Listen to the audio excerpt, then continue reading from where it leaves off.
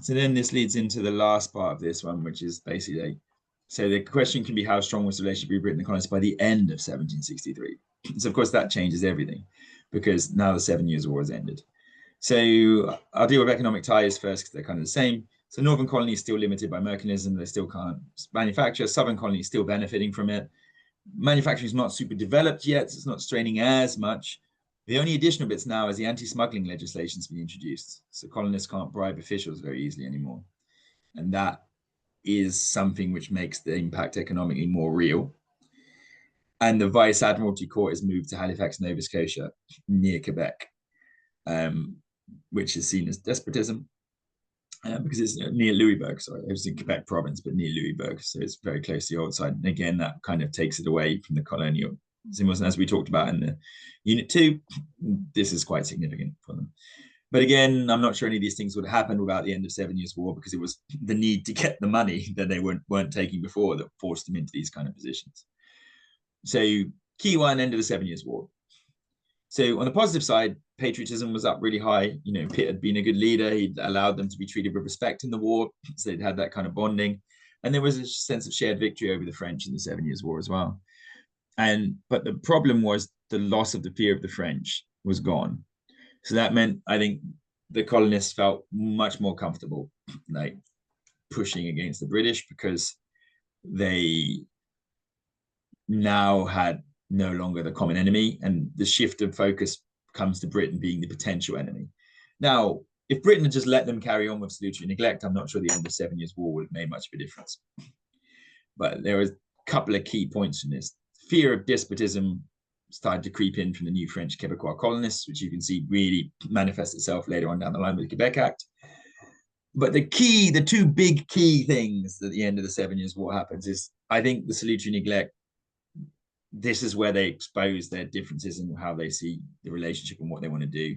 Because of two things, they need to repay the debt from the war, and Britain is struggling, and they think the colonists should be paying a large chunk of that. And there's potential conflict with Native Americans in the West.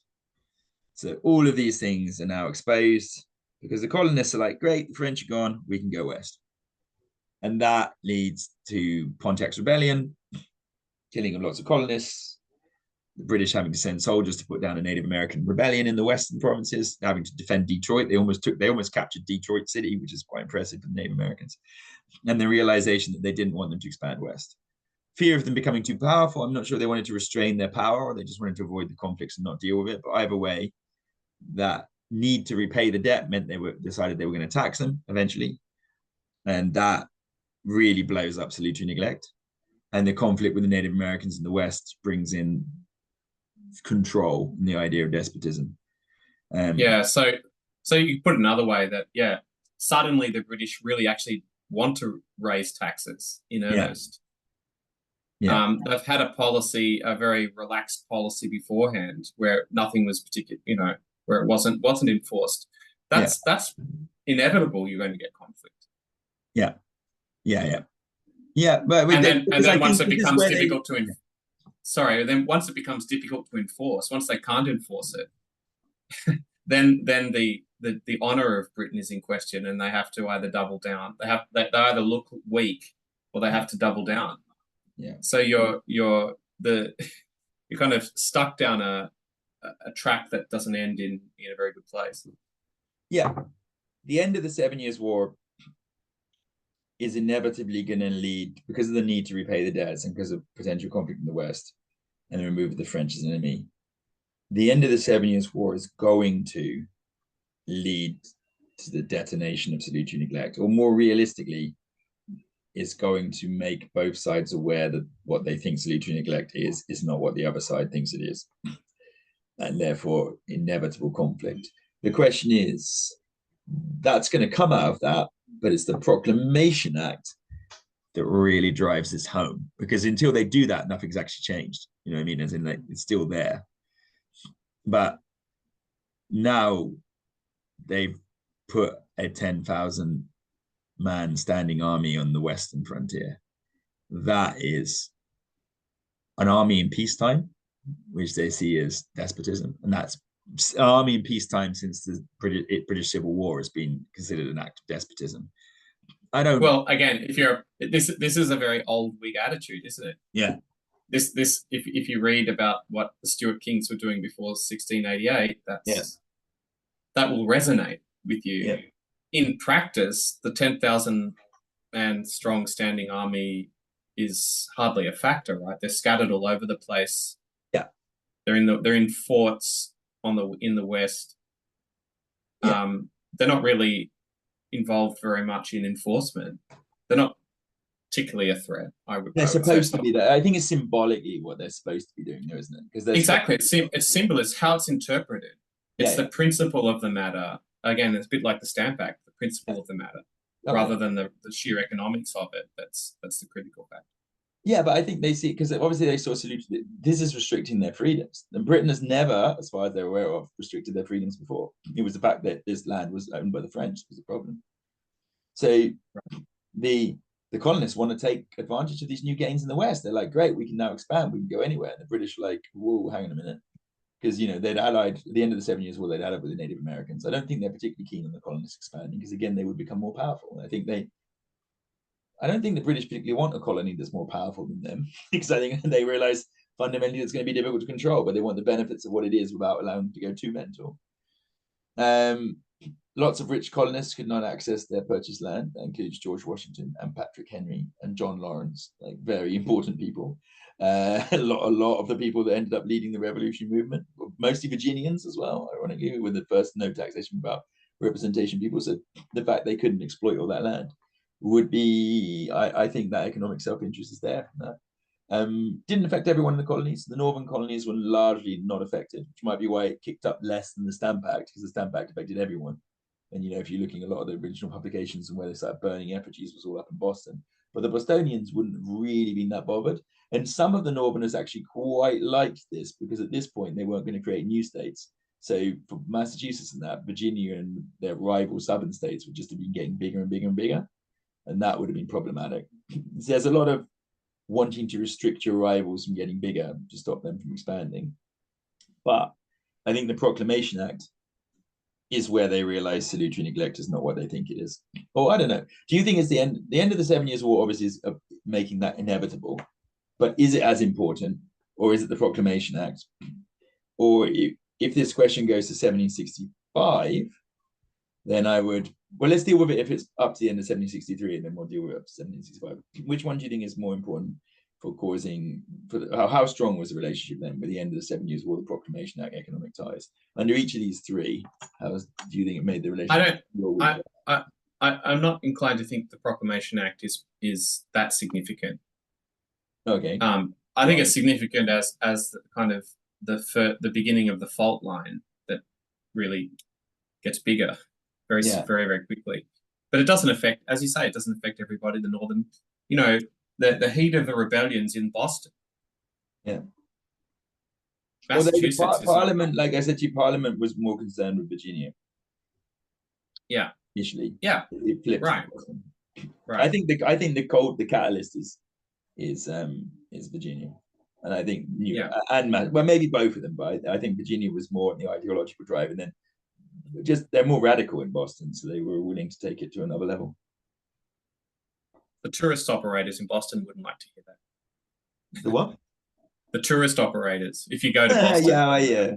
Well, the politics teachers. They call it the heart of the revolution. Yeah, that's true, but that's why they're called mass holes, aren't they? Like yeah, but come on, you can't trust Bostonians to tell the truth about anything, really. Look, I didn't say that. I have friends in Boston. Yeah, I know you live there. You know what I'm talking about. Like California and Boston got their own issues. Yeah, but okay. So, do you think the relationship was strong or weak though? Now, by the end of 1763,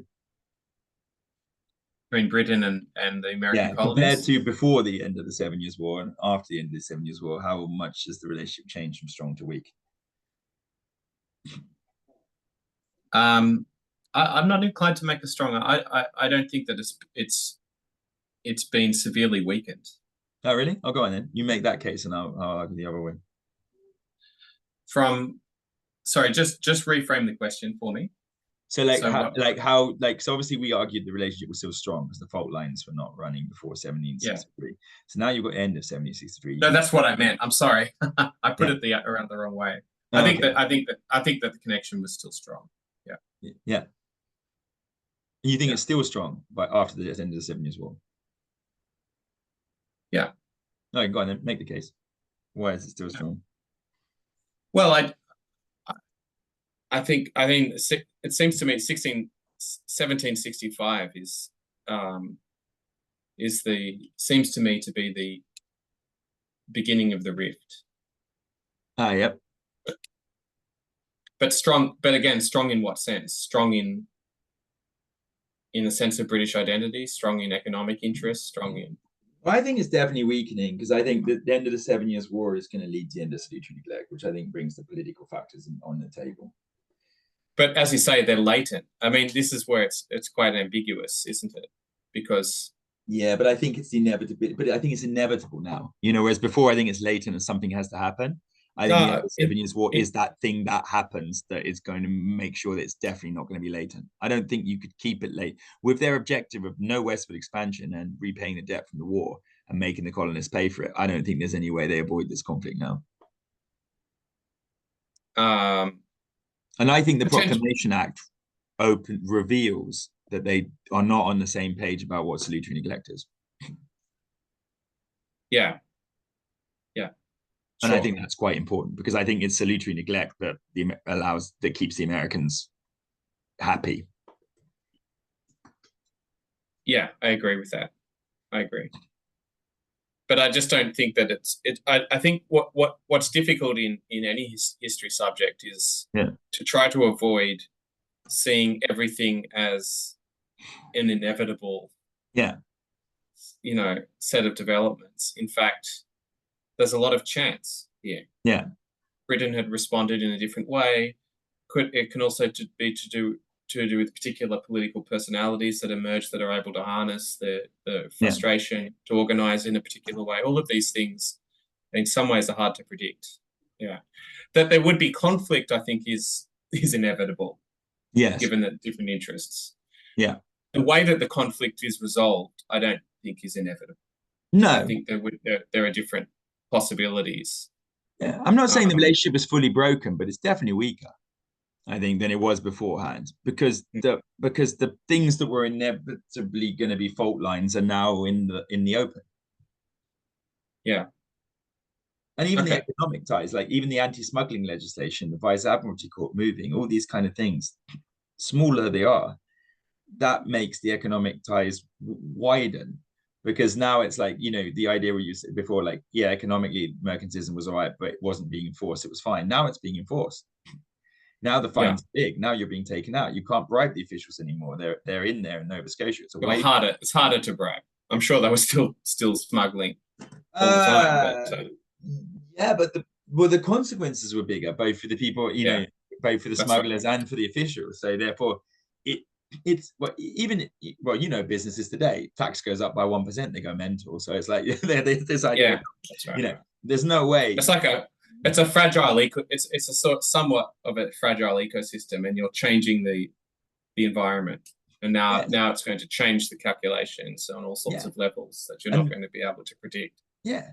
And I think where are the biggest fault lines? They don't want to pay tax. They want to go west, and they don't want to be trapped by the mercantilist system.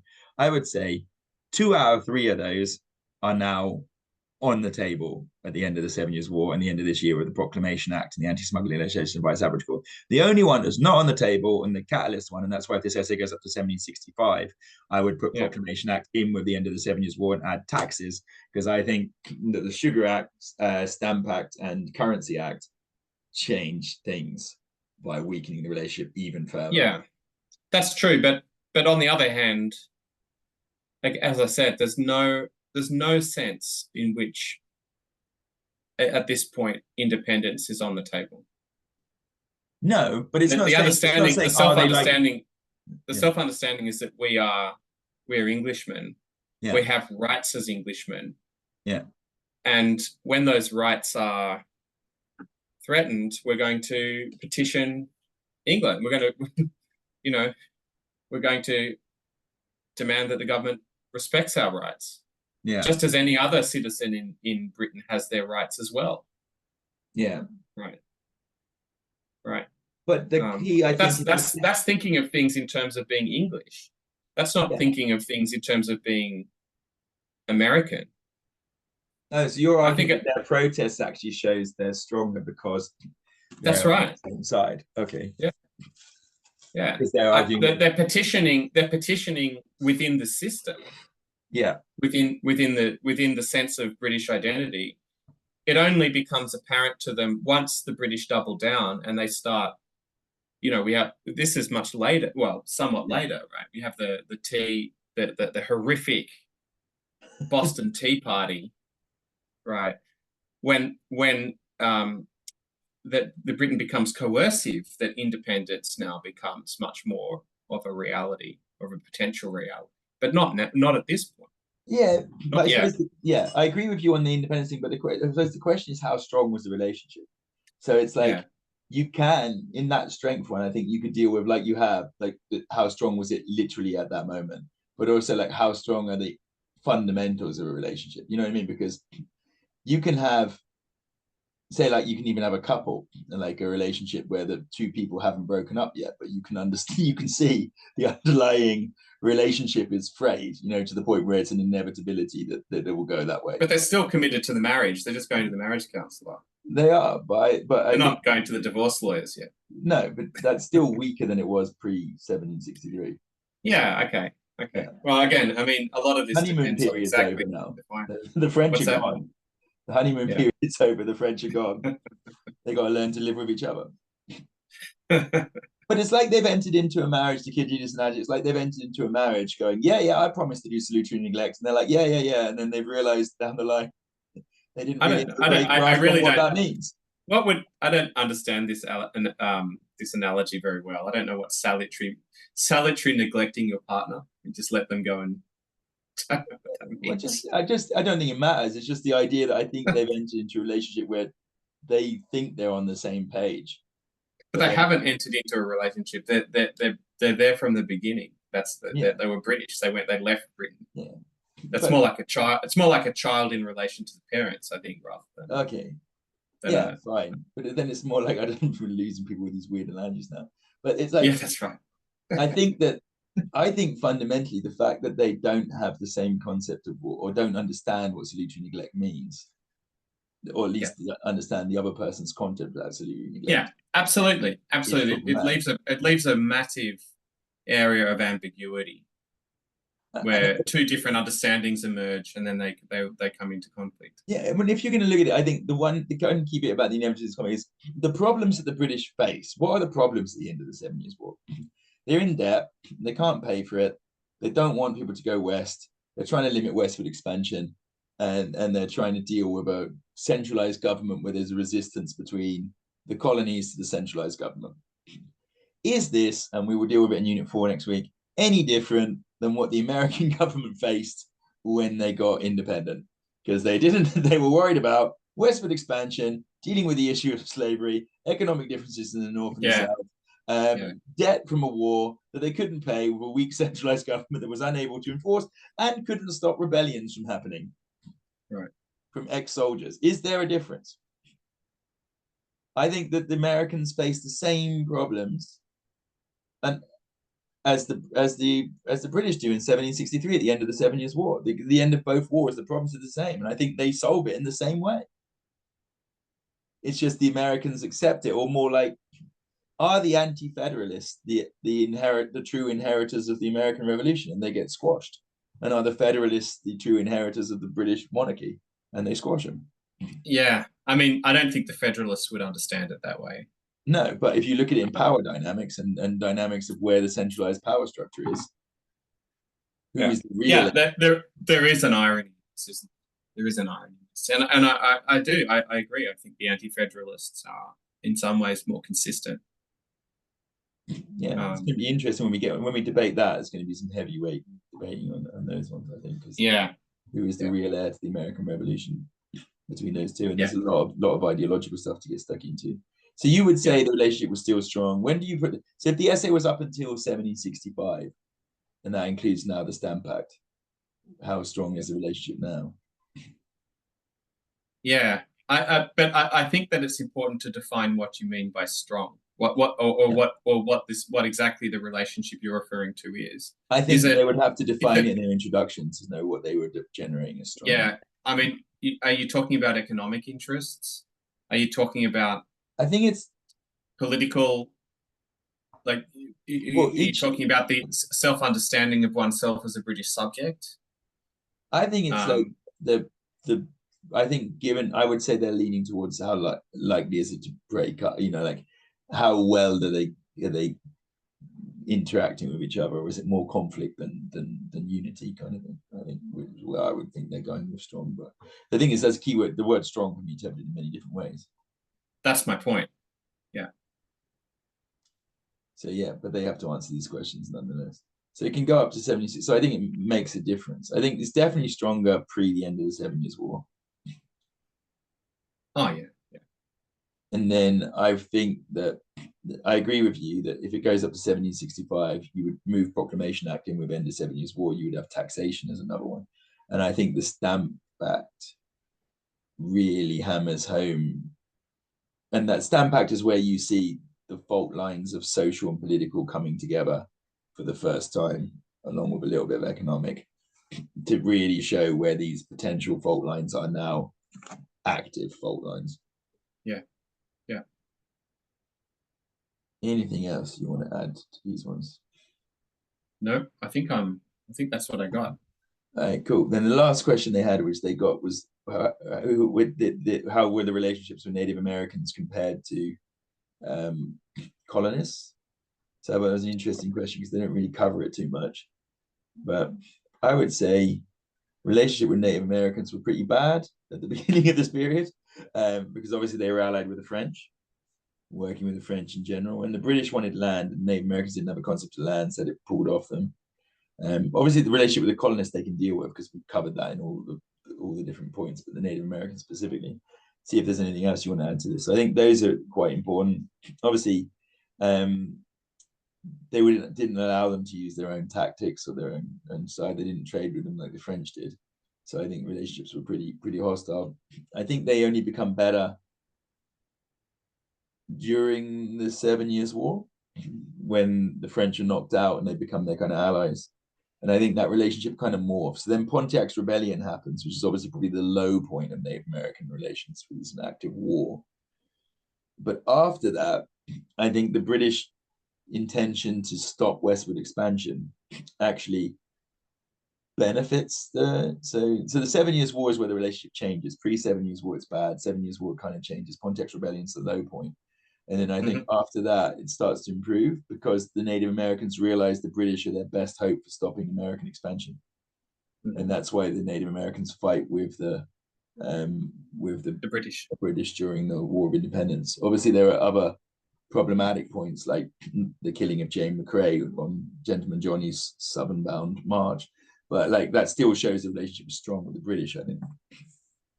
Yeah, I agree. So I think it's a question of interests. Yeah, I don't think the British. I think that the British and the Native Americans, their interests align against here. I don't think that's true of the American colonists. Well, I think it's like the inverse. If you look at the beginning, the relationship between the colonists and the British government is pretty strong at the beginning, apart from a bit on mercantilism, and it slowly degenerates over the period of time.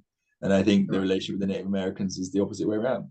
At the beginning, it's worse, and it slowly improves over time because they need each other. Yeah, yeah.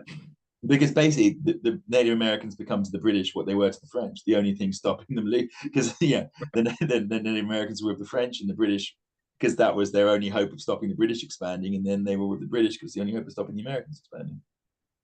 Yeah, yeah. Although in the case of the War of Independence, as we talk about, I